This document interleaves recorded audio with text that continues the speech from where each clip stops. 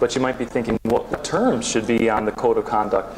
So rather than print it out, know that this is a link on my website where you can see our code of conduct that we give to all of our suppliers. And these are the items that are in there. It's pretty straightforward. It's in English on the website, but I would advise you have it in Chinese if you're dealing in China or Indonesian, whatever. Compared to the rest of Asia, the average Chinese factory is a little bit more developed in terms of infrastructure. The further you get afield, places like Pakistan and India, there's great suppliers there. There's also some really scary situations, so you have to monitor even more. So once again, that's the challenge of monitoring.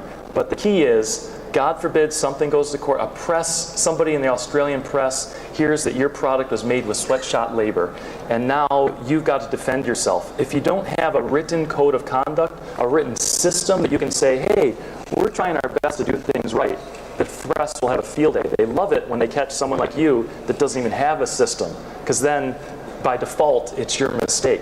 So unfortunately there's no standard for what that system should look like exactly.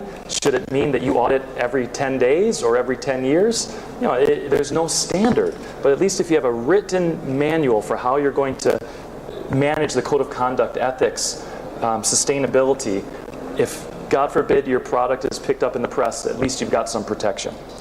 Okay, we talked about payments a lot before, and I stressed about have the name the same on the contract bank account business license. Regulatory compliance, the supplier might say to you, hey, don't worry, we have global coverage of liability.